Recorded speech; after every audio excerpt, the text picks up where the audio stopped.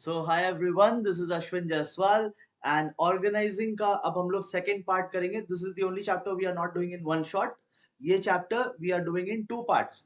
अगर आपने part one नहीं देखा तो पहले पार्ट वन देख लीजिए और फिर आप वापस यहाँ पे आइए और अब हम लोग पार्ट टू पे चलेंगे। जो लोग पहली बार हमारे चैनल पे आए हैं, डोंट फॉरगेट टू सब्सक्राइब। हम right, let us start with the second part of organising. तो अभी जो आपको स्क्रीन पे दिख रहा है ये मैंने आपको फर्स्ट पार्ट में भी दिखाया था। ये एक ऑर्गेनाइजेशन का स्ट्रक्चर है, ठीक है। ऑर्गेनाइजेशन का एक स्ट्रक्चर है ये। जैसे कि हमने लास्ट क्लास में बात किया था कि हमारा एक बिजनेस रहेगा, बिजनेस के दो पार्ट्स रहेंगे, एक ऑफिस वाला पार्ट और एक फैक्ट्री वाला पार्ट, राइट। दो पार्ट्स रहेंगे, ऑफिस एंड फैक्ट्री। एंड फिर ऑफिस में कुछ काम होंगे एंड फैक्ट्री में कुछ काम होंगे। तो ये हमने अपना एक तरीके से वर्क डिविजन करके रखा था, राइट। ओके, अब हम लोग आज के क्लास में पेज नंबर 6 से कंटिन्यू करेंगे, ठीक है। तो हमें अब फंक्शनल स्ट्रक्चर पढ़ना है। बाय द वे, इस चैप्टर में थोड़ा सा सिलेबस रिडक्शन है। आपके लिए गुड न्यूज है कि इस चैप्टर में थोड़ा सा सिलेबस रिडक्शन है। वो जो लाइन एंड लाइन स्टाफ वाला पोर्शन था वो कभी आता भी नहीं था एग्जाम में, बट इस बार से काउंसिल ने आप पे दया दिखाया और काउंसिल ने उस पार्ट को रिमूव कर दिया, ठीक है। जो न्यू सिलेबस मई 2003 मई 2023 मई 2023 मंथ में जो न्यू सिलेबस आया था उसमें the council has removed that part, so that's a good news. और इससे हमारा चैप्टर और जल्दी कवर हो जाएगा। Late us start. सो सबसे पहले फंक्शनल स्ट्रक्चर की बात करते हैं। तो functional structure, this is a type of structure, ठीक है। ये जो आपको दिख रहा है ना, ये एक स्ट्रक्चर है जहां हमने अपना काम को डिविजन कर रखा है, राइट। एंड फंक्शनल का मतलब क्या होता है? फंक्शनल का मतलब होता है वर्क रिलेटेड, ठीक है। वर्क रिलेटेड, जब हम काम के बेसिस पर डिविजन करते हैं। आप यहाँ पे देखो, हमने 6 डिविजन्स बनाए हैं। एक अकाउंट्स का डिवीजन है, ह्यूमन रिसोर्स डिपार्टमेंट एचआरडी जो बोलते हैं उसका डिवीजन है, सेल्स के लिए अलग डिवीजन बनाया, परचेज ऑफ रॉ मटेरियल के लिए अलग डिवीजन, प्रोडक्शन के लिए अलग डिवीजन, एंड जो गुड्स को लोडिंग एंड लोडिंग करेंगे उसके लिए अलग डिवीजन। सो हमने 6 अलग अलग काम के हिसाब से डिवीजन बनाया। इसमें 6 आउट ऑफ 6 सारे ग्रुप्स के अलग अलग काम है। तो जब हम लोग अपने ऑर्गेनाइजेशन को इस तरीके से बांटते हैं जहां काम के हिसाब से बंटवारा हो रहा है, तो उसको हम लोग बोलते हैं फंक्शनल डिवीजन, ठीक है। एंड ये याद रखना, ये मोस्ट वाइडली यूज तरीका है। ज्यादातर बिजनेस में इसी तरीके से डिवीजन होती है, राइट। ठीक है, ये हमारे नोट्स के पेज नंबर 6 में दिया हुआ है। आपको नोट्स एक्सेस करना है तो ये मेरे ऐप पे मिल जाएगा। The app name is Ashwin commerce world. जो लोग पहली बार आ रहे हैं उनको पता होना चाहिए, अश्विन कॉमर्स वर्ल्ड। आप प्ले स्टोर पे जाके डाउनलोड कर सकते हो। अगर आप आईफोन वाले हैं तो आपको क्लास प्लस का ऐप डाउनलोड करना है। आईफोन वालों क्लास प्लस का ऐप डाउनलोड करके मेरा कोड LKMJX डालेंगे, you go to the store section, you will get commerce का मोस्ट एक्सपेक्टेड क्वेश्चंस वाला कोर्स। उसी कोर्स में आप देखोगे कि मैंने अपडेटेड नोट्स भी डाल रखा है जो कि न्यू सिलेबस के अकॉर्डिंग है। एमसीक्यूज एंड टेस्ट वगैरह भी वहां पे अपलोड हो रहे हैं एंड नोट्स भी वहीं पर है, ठीक है। तो नोट्स भी वहीं पर है, मोस्ट एक्सपेक्टेड क्वेश्चंस भी वहीं पर है, एंड कॉमर्स रिलेटेड जो आपको एग्जाम के लिए इंपॉर्टेंट रहेगा वो सब कुछ वहीं पर है। स्टोर सेक्शन में आपको जाना है एंड ऐप का नेम अश्विन कॉमर्स वर्ल्ड है। आईफोन यूजर्स के लिए ऐप का नेम क्लास प्लस है, ठीक है। क्लास प्लस का ऐप डाउनलोड करके you can enter this code LKMJX, आपको मेरा कंटिन्यूआ मिल जाएगा। तो नोट्स वहीं पर है, पेज नंबर 6 में हम लोग डिस्कशन कर रहे हैं। दिस इज पेज नंबर 6 में। अब हम लोग सिलेबस के अकॉर्डिंग एडवांटेजेस को डिस्कस करेंगे कि ऐसे ऐसे स्ट्रक्चर बनाने का क्या एडवांटेज है, ठीक है। इसके क्या फायदे हैं एंड क्या डिसएडवांटेज है वो भी देखेंगे। एडवांटेज एंड डिसएडवांटेज, तो इस इमेज को आप अपने माइंड में रखो।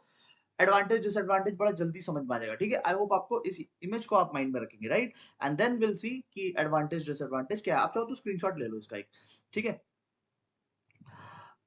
नाउ लेट्स सी कि एडवांटेजेस क्या क्या है। सबसे पहली बात तो ये most logical and time proven है। टाइम प्रूवन का मतलब है कि और लोगों ने किया है, पहले भी किया है और काफी समय से ये हो रहा है एंड बहुत अच्छे से हो रहा है, ठीक है। तो टाइम टेस्टेड है ये, ऐसा कोई नया चीज नहीं है, काफी पुराना चीज है, तो it's working well for everyone. तो देयरफॉर दैट्स एन एडवांटेज, ठीक है। इसमें आपको ऑक्यूपेशनल स्पेशलाइजेशन मिलेगा। ऑक्यूपेशनल मतलब काम related, work related. Work related specialist बनने का मौका मिलेगा। जैसे जो अकाउंट्स वाला बंदा है वो रोज अकाउंट्स का ही काम करेगा तो वो उसमें स्पेशलिस्ट हो जाएगा। जो प्रोडक्शन वाले लोग हैं वो डेली प्रोडक्शन का काम करेंगे तो वो उसमें स्पेशलिस्ट हो जाएंगे। तो मैन पावर जो है हमारा ह्यूमन रिसोर्स जो है हमारा वो स्पेशलिस्ट बन जाएगा, ठीक है। फिर इसमें ऑल एक्टिविटीज जो नेसेसरी है सब पे ध्यान दिया जाता है। हमने क्या किया, काम के हिसाब से बंटवारा कर लिया अपने ऑर्गेनाइजेशन का, तो सारे इंपॉर्टेंट एक्टिविटीज जो है जो होने चाहिए वो हो रहे हैं। तो इट इंश्योर्स कि सारे एक्टिविटीज अपने ऑब्जेक्टिव्स को अटेन कर रहे हैं, ठीक है। आप छोटा पॉइंट कर सकते हो, पॉइंट नंबर ई, इससे कंट्रोल ज्यादा अच्छा हो पाता है, ठीक है। सारे काम पर हम लोग अच्छे से कंट्रोल कर पाएंगे, कोई मिक्सअप नहीं होगा, division is very clear, right. Accounts का काम ऑफिस में हो रहा है, प्रोडक्शन का काम फैक्ट्री में हो रहा है, बहुत अच्छे से क्लियर कट डिविजन है, तो कोई कंफ्यूजन नहीं होगा, कंट्रोल हम लोग बहुत अच्छे से कर पाएंगे। There will be no wastage, no mixup, no confusion. And very important कि इसमें कोई कॉस्टली डुप्लीकेशन ऑफ वर्क नहीं होता है। डुप्लीकेशन मतलब डबल काम नहीं होता है, राइट, क्योंकि सबका काम बटा हुआ है और बहुत क्लियरली बटा हुआ है। तो कभी ऐसा चांस ही नहीं आएगा कि दो अलग अलग डिवीजन में एक ही काम हो रहे हैं। मतलब यहां लेट्स से सेल्स डिवीजन वाले भी एंट्रीज कर रहे हैं सेल्स की, और अकाउंट्स डिवीजन वाले भी एंट्रीज कर रहे हैं सेल्स की, ये तो डुप्लीकेशन हो गया ना। डुप्लीकेशन मतलब डबल काम हो रहा है, ये कभी नहीं होगा, खर्चा बचेगा इसमें, right. Okay, let's see some disadvantages. So पहला डिसएडवांटेज ये है कि आप डिपार्टमेंट में तो काम कर रहे हो, but you may not be able to see from the perspective of the organisation. मतलब अब आपको क्या है ना, अकाउंट्स डिपार्टमेंट में मान लो आपको भेज दिया गया, so you are working in the accounts department, आपको बस अकाउंट्स डिपार्टमेंट की चिंता है, पूरे ऑर्गेनाइजेशन में क्या चल रहा है that you are not seeing properly, ठीक है। नेक्स्ट है कि यहाँ पे किसी एक डिपार्टमेंट को रिस्पॉन्सिबल ठहराना डिफिकल्ट होता है। Let me show it to you. देखो, पहला और दूसरा पॉइंट को एक्सप्लेनिंग प्रॉपर्ली। देखो, मान लो आप प्रोडक्शन डिपार्टमेंट में हो, आप या आप सेल्स डिपार्टमेंट में हो, right, you are in the sales department. अब सेल्स डिपार्टमेंट वालों ने टारगेट बनाया है कि हम लोग इस month 500 units, sorry 500, sales department वालों ने टारगेट बनाया है कि हम लोग इस मंथ 500 यूनिट्स सेल करने जा रहे हैं। But on the other hand जो प्रोडक्शन डिपार्टमेंट है उन्होंने टारगेट बनाया है कि वो 100 यूनिट्स प्रोड्यूस करेंगे। तो प्रोडक्शन वालों ने 100 का टारगेट बनाया, they are going to produce 100। अगर वो 100 बनाएंगे तो हम लोग जो सेल्स में बैठे, हाउ कैन वी सेल 500 जब कंपनी में गुड्स ही 100 बन रहा है, हाउ कैन वी सेल 500? तो क्या है ना, इसमें क्या है ना, आपने सिर्फ अपने डिपार्टमेंट के हिसाब से सोचा, आपने सिर्फ सेल्स डिपार्टमेंट के हिसाब से सोचा, बट आपने पूरे ऑर्गेनाइजेशन में क्या चल रहा है वो आपको पता नहीं, तो ये डिसएडवांटेज है। और दूसरा हमने यहाँ पे पॉइंट पढ़ा कि किसी एक को रिस्पॉन्सिबल नहीं ठहरा सकते। जैसे कि मान लो इन दी एंड हमें लॉस हो गया, लेट्स से हमें लॉस हो गया, इन दी एंड वी इनकर्ड लॉस, 10,000 का वी सफर्ड लॉस। तो ये लॉस किसके वजह से हुआ बता पाओगे क्या? नहीं बता पाएंगे ना, क्योंकि ये ओवरऑल लॉस निकल करके आया है, इसमें पूरे कंपनी का लॉस निकल करके आया है, पूरे बिजनेस का लॉस निकल करके आया है। तो इंडिविजुअली कौन इसके लिए जिम्मेदार है आप नहीं बता सकते, है ना। जैसे क्रिकेट में हमारी टीम हारती है वर्ल्ड कप में, तो अभी जो लास्ट वर्ल्ड कप वो हम लोग हार गए, तो एक कोई प्लेयर को ब्लेम कर सकते हो क्या कि इसके वजह से हार गए? नहीं, वो इट्स अ टीम स्पोर्ट, पूरी टीम हार गई। तो ये भी वही चीज है ना, पूरे कंपनी का रिजल्ट है वो, तो एक डिपार्टमेंट को आप नहीं बोल सकते कि इसके वजह से खराब हुआ या उसके वजह से हम लोग लॉस में है, नहीं, आप पूरे ओवरऑल लॉस में है। तो एक को आप मतलब पिन पॉइंट नहीं कर सकते। तो दिस इज ऑल्सो डिसएडवांटेज कि हमारा वीक जोन कहाँ है वो हम लोग पिन पॉइंट नहीं कर पा रहे, दैट्स अनदर डिसएडवांटेज, ठीक है। आफ्टर दैट नेक्स्ट डिसएडवांटेज पे चलते हैं। सो हाँ, ये एक फालतू सा पॉइंट है बट आपके बुक में था तो आई हैव गिवन इट। यहाँ पे बोल रहे हैं कि मैनेजर के पास हो सकता है सफिशिएंट एक्सपीरियंस ना हो। हमने तो 6 डिवीजन बना दिया, 6 मैनेजर लगा दिए, अब 6 मैनेजर लगा दिए, हो सकता है उन मैनेजर्स के पास सफिशिएंट एक्सपीरियंस नहीं है, तो that can also be a disadvantage, ठीक है। और उसके बाद फिर बोल रहा है कि जब ऑर्गेनाइजेशन बड़ा हो जाएगा ना, बिग ऑर्गेनाइजेशन हो जाएगा, तो फिर इसमें होंगे lot of delay in decision making. क्योंकि आप यहीं पे देखो ना, सबसे पहले रॉ मटेरियल खरीदा जाएगा, परचेज डिपार्टमेंट वाले उसको खरीदेंगे, फिर परचेज डिपार्टमेंट वाले प्रोडक्शन से बात करेंगे, प्रोडक्शन वाले परचेज से बात करेंगे, फिर प्रोडक्शन वाले उस रॉ मटेरियल को ले लेंगे, फिर प्रोडक्शन वाले उसको बनाएंगे एंड सेल्स डिपार्टमेंट के पास वो जाएगा, फिर sales, sorry not sales department, sales department तो उसको बेचने का काम करेगा, बट वो चला जाएगा लोडिंग एंड अनलोडिंग में, वो ट्रक्स में लोड हो गए गुड्स, फिर सेल्स डिपार्टमेंट उसको बिकवाएगा। तो देखो एक डिपार्टमेंट ना दूसरे से कनेक्टेड है, एंड जब इतने सारे कनेक्शन हो जाते हैं ना तो आपको कम्युनिकेशन भी करना पड़ता है, एंड जब बड़ा ऑर्गेनाइजेशन बन जाता है ना तो कम्युनिकेशन बहुत टाइम टेकिंग हो जाता है। तो दैट्स अनदर डिसएडवांटेज कि यहाँ डीले बहुत ज्यादा होगा।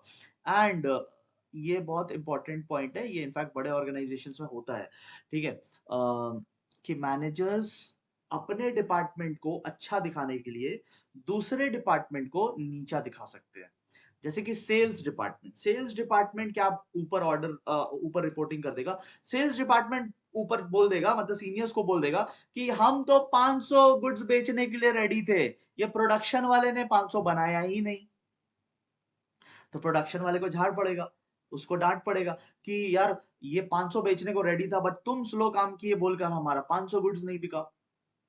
तो देख रहे हो सेल्स मैनेजर ने क्या किया, सेल्स मैनेजर ने प्रोडक्शन मैनेजर को डांट खिलवा दिया।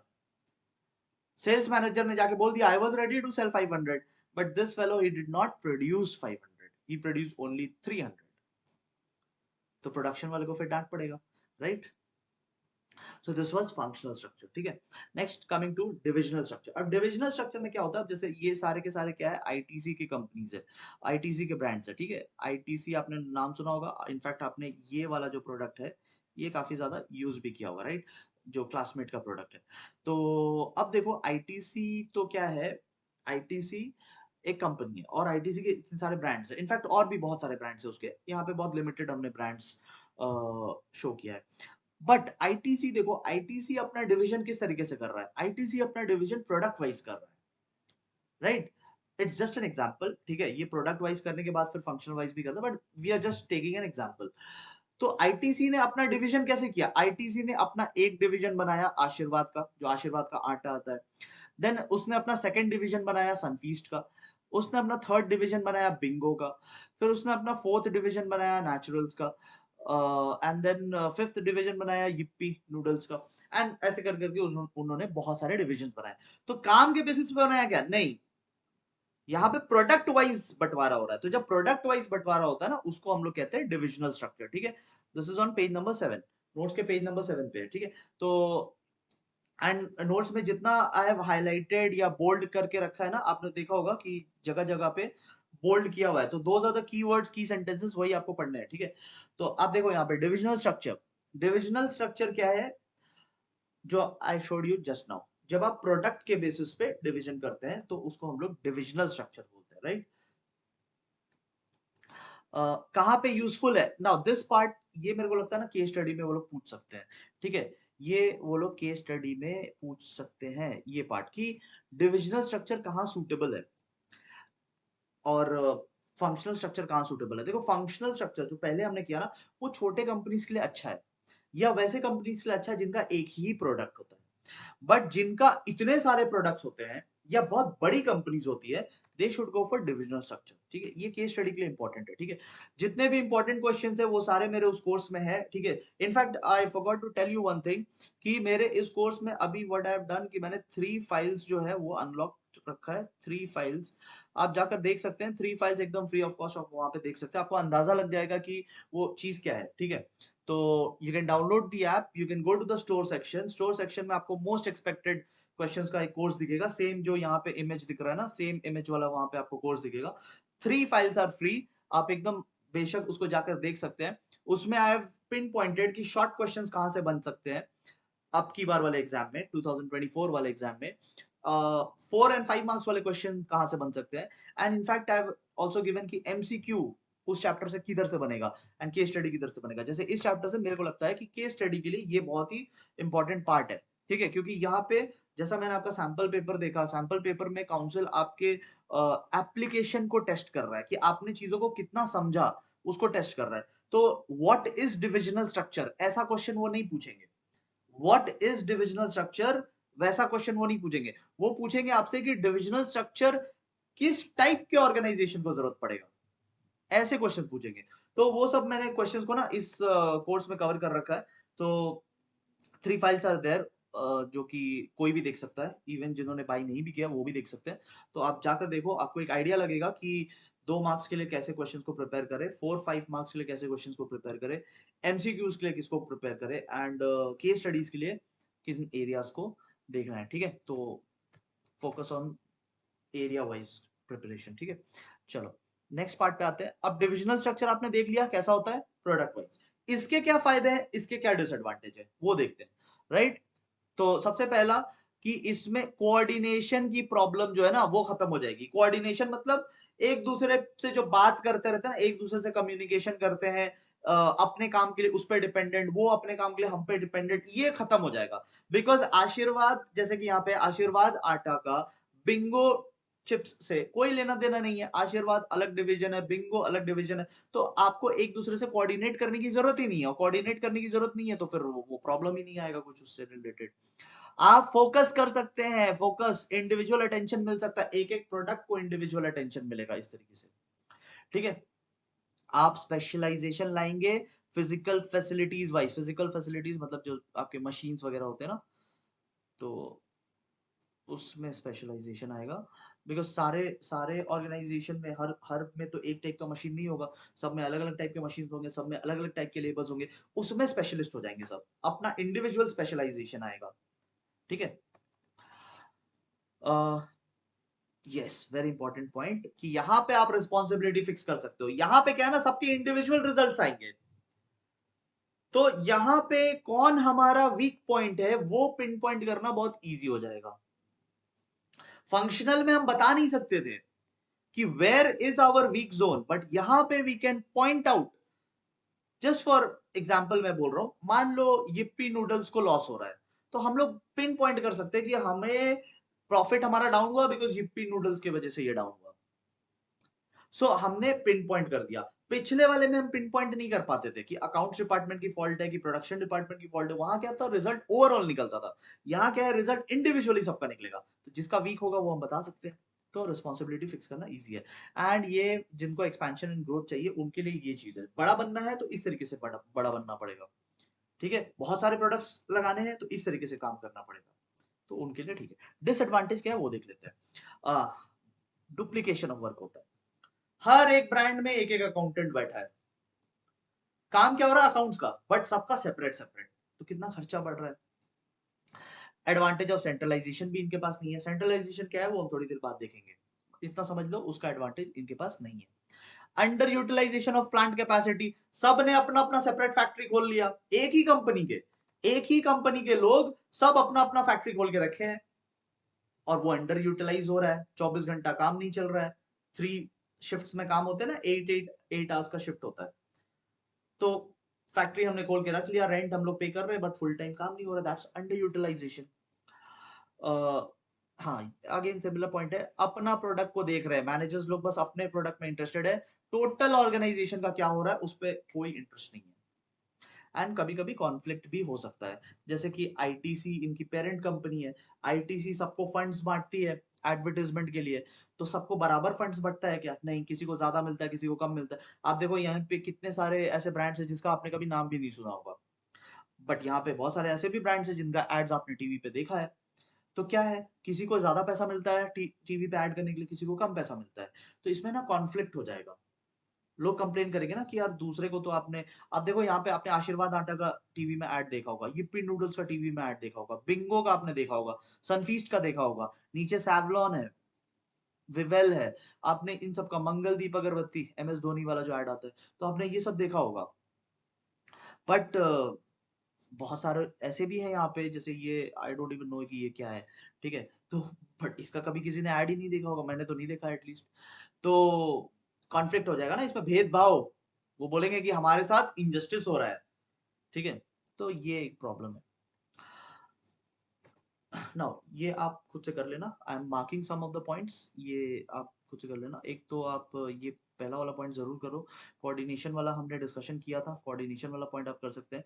कॉस्ट भी हमने डिस्कस किया था, रिस्पॉन्सिबिलिटी वाला पॉइंट भी discussed, and then you can do, कहाँ पे यूजफुल होता है, नंबर 10 तो केस स्टडी के लिए भी इंपॉर्टेंट है, मेरे को पक्का लगता है यहाँ से केस स्टडी आएगा। ठीक है, तो केस स्टडी के लिए नंबर 10 तो बहुत जरूरी है। 5 पॉइंट कम से कम करके चलना, जहां बहुत सारे डिफरेंसेस होते हैं वहां 5 वो लोग देते हैं। ठीक है, जहां कम डिफरेंसेस होंगे वहां 2 देते हैं, बट यहाँ से 5 आ सकता है, right. Next coming to a very important topic, delegation of authority. Delegation of authority मतलब क्या होता है? देखो, एक बंदा सब काम नहीं कर सकता ना, बिकॉज 24 आवर्स होते हैं सबके पास दिन में। तो 24 आवर्स में आप बहुत ज्यादा तो काम नहीं कर पाओगे, मतलब सारे काम आप नहीं कर पाओगे, तो आपको कुछ काम बांटने पड़ेंगे, हेल्प लेना पड़ेगा दूसरों का, हेल्प लेना पड़ेगा सबॉर्डिनेट्स का, हेल्प लेना पड़ेगा अपने जूनियर्स का। That is called delegation. काम आपका ही है। जैसे आपको प्रोजेक्ट मिलता है, ठीक है ना, स्कूल में आपको प्रोजेक्ट मिलता है, तो क्या आप पूरे प्रोजेक्ट खुद से करते हो? झूठ मत बोलो। आप अपने भाई बहन से, जूनियर जो है उनको मार पीट के आप उनसे काम कराते हैं। That's delegation of authority. Project आपको मिला, बट आपने अपने जो घर में छोटे भाई बहन है उनको आपने चॉकलेट का लालच देकर उनसे काम करवाया, ठीक है? तो दैट इज डेलीगेशन। काम किसका था? आपका था। रिस्पॉन्सिबिलिटी किसका? आपका। अच्छा, आपके छोटे बहन ने मान लो उसमें कुछ गलत लिख दिया, मतलब मिस्टेक हो गया, तो डांट किसको पड़ेगा? टीचर किसको डांटेगा? आपको डांटेगा, नॉट योर सिस्टर जिसको आपने वो काम करने को दे दिया था। तो डेलीगेशन ऑफ अथॉरिटी सेम। काम मैनेजर का है या जो भी पर्सन का है, वो पर्सन अपने से फुल काम नहीं कर रहा है बिकॉज ऑफ टाइम लिमिटेशन। वो अपने जूनियर्स को वो काम डेलीगेट कर देता है। डेलीगेट मतलब ट्रांसफर कर देता है, उनकी हेल्प ले लेता है। बट अगर कुछ काम में गड़बड़ हो गई तो ब्लेम जूनियर पे नहीं आएगा, ब्लेम मैनेजर पे ही रहेगा। जैसे एक बिल्डिंग कंस्ट्रक्शन करना है और उस बिल्डिंग कंस्ट्रक्शन के लिए एक कॉन्ट्रैक्टर को कॉन्ट्रैक्ट मिला, तो कॉन्ट्रैक्टर क्या अपने हाथ से ईंटें और पत्थर लगा के वो बिल्डिंग बनाएगा? नहीं, वो लेबर भेज देगा। तो उसने डेलीगेट कर दिया काम। अब लेबर लोग कर रहे हैं, कुछ गलती होगा तो लेबर को पकड़ेंगे क्या? ये कॉन्ट्रैक्टर को पकड़ेंगे, कॉन्ट्रैक्टर को पकड़ेंगे, बिल्डर को पकड़ेंगे। That's delegation of authority. ठीक है, इसके कुछ इंपॉर्टेंस देख लेते हैं। लाइन एंड लाइन स्टाफ नहीं है सिलेबस में। आप में से बहुत से लोग को तो सिलेबस ही नहीं पता अभी तक। लाइन एंड लाइन स्टाफ नहीं है सिलेबस में, और इसमें भी बस मीनिंग एंड इंपॉर्टेंस है। ठीक है, तो देख लो जल्दी से हम लोग कुछ इंपॉर्टेंस देख लेते हैं। जो हाईलाइटेड है, जो अंडरलाइंड है, वो सब कीवर्ड्स है, आप इसको ध्यान रखना। Relief to top executives. Delegation करने से क्या होता है? टॉप के लोगों को थोड़ा रिलीफ मिल जाता है। जैसे आप प्रोजेक्ट बच्चों से करवाते हो, आपको रिलीफ मिल जाता है ना, तो वैसे ही जब हम काम को डेलीगेट करते हैं तो हमें रिलीफ मिल जाता है। We can focus on more important things. ठीक है, स्केलर चेन का बेनिफिट हो जाता है। स्केलर चेन हेनरी फेयोल साहब ने हमें चैप्टर नंबर 6 में बताया था, प्रिंसिपल्स ऑफ मैनेजमेंट में। तो स्केलर चेन का बेनिफिट यहाँ पे मिलता है। जब हम लोग काम को डेलीगेट करते हैं तो कम्युनिकेशन यूनिटी ऑफ कमांड के हिसाब से फ्लो करती है डाउनवर्ड्स। ठीक है, तो दैट्स स्केलर चेन। तो scalar chain is another importance of this. Specialisation होता है। काम जो डेलीगेट किया जाता है वो इस हिसाब से किया जाता है कि वो काम how can the juniors perform it properly. ठीक है, मतलब जूनियर्स जो उस काम में स्पेशलिस्ट है उनको उनके काम के हिसाब से डेलीगेशन मिलता है। जैसे फॉर एग्जांपल जूनियर एक है जो अकाउंट्स में काफी अच्छा है, तो उसको हम अकाउंट्स रिलेटेड काम देंगे क्योंकि वो स्पेशलिस्ट है और वो बार बार करेगा, तो उसमें और ज्यादा वो स्पेशलिस्ट बन जाएगा। सो डेलीगेशन हम लोग रैंडमली नहीं करते हैं, डेलीगेशन हम लोग स्पेशलाइजेशन के हिसाब से करते हैं। क्विक डिसीजन होगा because burden of work is less now, so there will be more quicker decision. और हमने भी जिनको काम दिया है वो जल्दी अपने से डिसीजन लेके काम कर पाएंगे। ठीक है, तो यहाँ पे वही अंडरलाइंड है। लोअर लेवल के जो इंप्लॉइज है, सॉरी, लोअर लेवल के जो इंप्लॉइज है वो क्या कर सकते हैं? वो क्विक डिसीजन ले सकते हैं, वो डिपेंडेंट नहीं है सीनियर लेवल वाले पे। एंड सबऑर्डिनेट्स को भी मोटिवेशन मिलेगा, उनको लगेगा कि यार उसने हमें चुना इस काम के लिए, वो चाहता तो किसी और को भी दे सकता था, बट मेरे को चुना है तो जरूर मेरे में कुछ टैलेंट दिखा होगा। So that's another point. ठीक है, now we are coming towards the end of the chapter, centralization and decentralization point पे। सेंट्रलाइजेशन क्या होता है? इसकी भी बात हेनरी फ्योल ने की थी अपने 14 प्रिंसिपल में। तो सेंट्रलाइजेशन क्या होता है? देखो, मैनेजमेंट के 3 लेवल्स होते हैं ना। अच्छा, लेवल्स ऑफ मैनेजमेंट भी है सिलेबस में, न्यूली एडेड है, आपको पता ही नहीं है। आप में से कितने लोग मेरे से पूछते हैं कि सर आपने यूट्यूब में लेवल्स ऑफ मैनेजमेंट करा दिया, बट हमारा टीचर बोल रहा है कि लेवल्स ऑफ मैनेजमेंट नहीं है। पहले नहीं था, अब है सिलेबस में। ठीक है, सो देर आर, मतलब सिलेबस को लेके अभी भी आप क्लियर नहीं हो, मतलब सिलेबस आए हुए 5 मंथ्स हो गए, अगले 5 मंथ्स में आपका एग्जाम है और अभी भी आपको क्लैरिटी नहीं है इस बात पे। सिलेबस में लेवल्स ऑफ मैनेजमेंट ऐड हो चुका है। सिलेबस से लाइन एंड लाइन स्टाफ जा चुका है, be aware of the syllabus, और सिलेबस तो अपलोड है ना काउंसिल के वेबसाइट में, तो इतने कंफ्यूज क्यों रहते हो? Directly go to the council website, इधर उधर के वेबसाइट पे मत जाना, go to the official website of ICSE, ठीक है? रैंडम इधर उधर बहुत सारे और भी कोचिंग इंस्टीट्यूट्स अपने अपने वेबसाइट बना के रखे, उनके वेबसाइट पे मत जाइएगा, वो पता नहीं कब का अपलोड करके रखे। Go to the council's website, और काउंसिल के वेबसाइट से सिलेबस डाउनलोड करो, क्या दिक्कत है उसमें? और वहां पे आपको सब मिल जाएगा, ठीक है? Levels of management is now a part of your syllabus, और वहां से क्वेश्चन भी आएगा, आई कैन गारंटी वहां से क्वेश्चन आएगा, क्योंकि सैंपल पेपर में भी क्वेश्चन डाला है उन्होंने, तो न्यूली ऐड किया है और सैंपल पेपर में भी इशारा दे दिया है। अब आपको इतना भी इशारा नहीं समझ में आता तो फिर क्या ही होगा जिंदगी में। यहाँ देखो, लेवल, देयर आर 3 लेवल्स, ठीक है? एक होता है टॉप लेवल, ठीक है? एक होता है मिडिल, एंड एक होता है लोअर। इसकी बात हमने पिछले चैप्टर में कर रखा है, पिछले मतलब चैप्टर नंबर 5 में, ठीक है? ओके, तो अगर सारे डिसीजन टॉप के लोग ही ले रहे हैं ना, दैट इज कॉल्ड सेंट्रलाइजेशन। बहुत सिंपल सी बात है। मिडिल लेवल भी है, लोअर लेवल भी है, इनका काम क्या है चैप्टर 5 में पढ़ लीजिएगा, अभी उस पर नहीं जा रहे।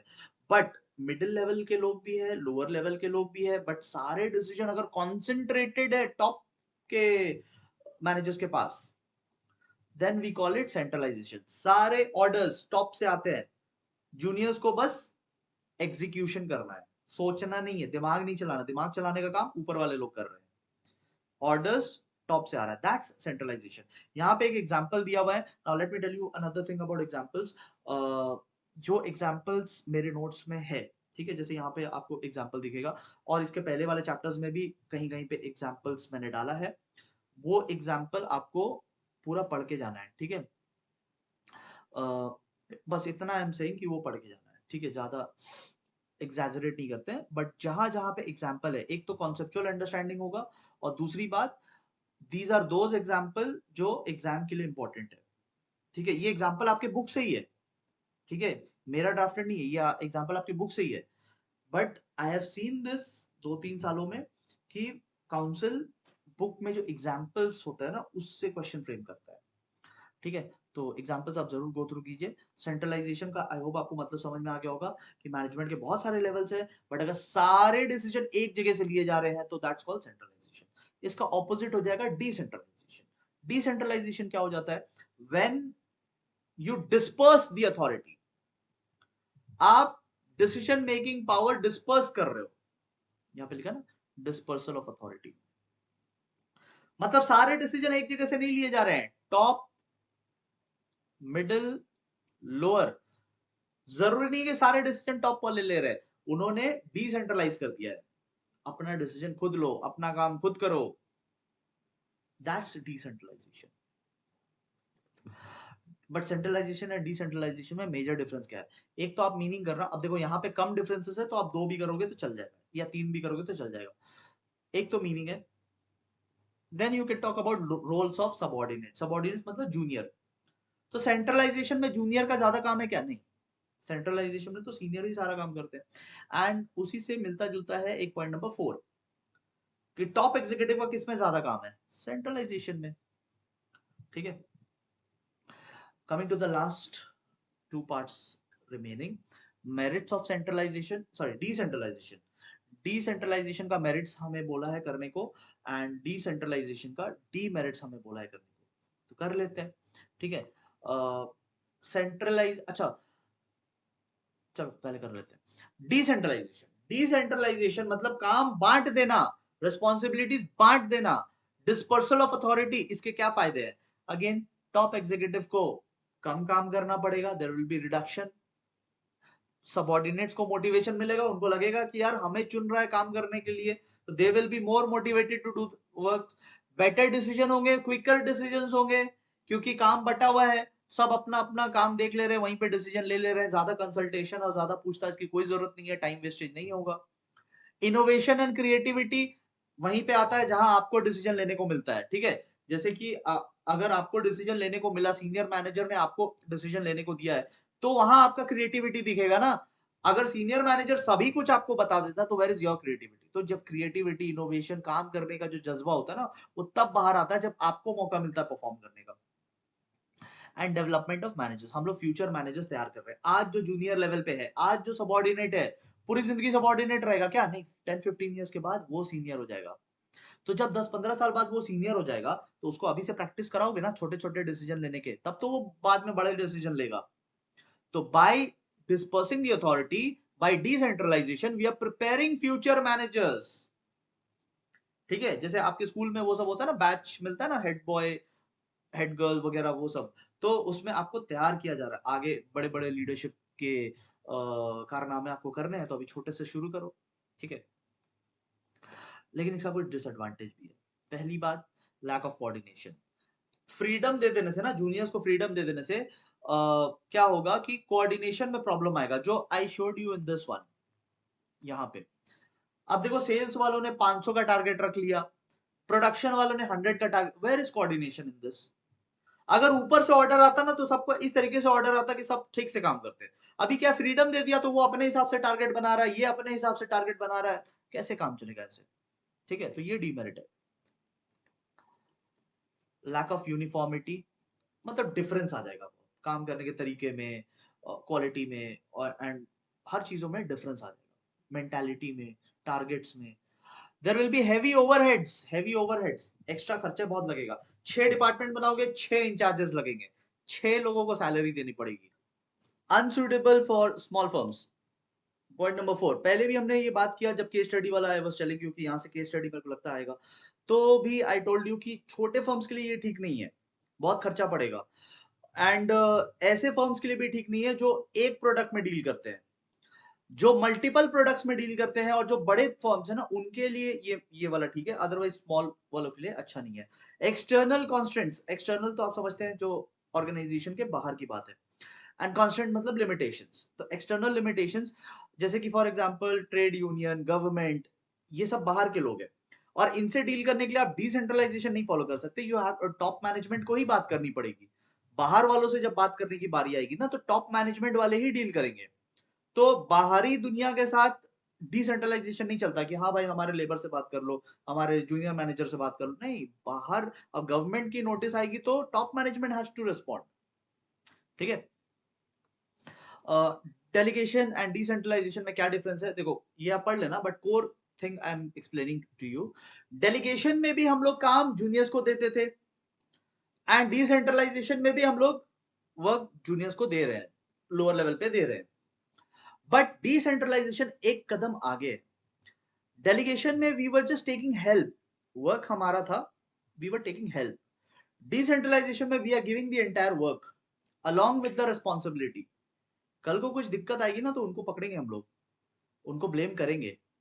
डेलीगेशन में हम लोग ब्लेम नहीं कर सकते थे। डेलीगेशन में it is our duty to check कि काम ठीक से हुआ है या नहीं। सो डिसेंट्रलाइजेशन एक कदम आगे है। डिसेंट्रलाइजेशन डेलीगेशन का एक बड़ा रूप है, मोर एडवांस फॉर्म है। ठीक है, उसको एक बार आप देख लेना, ये पॉइंट नंबर 3 से आपको समझ में आ जाएगा। ये एक नैरो चीज था, जबकि डिसेंट्रलाइजेशन थोड़ा वाइडर टर्म।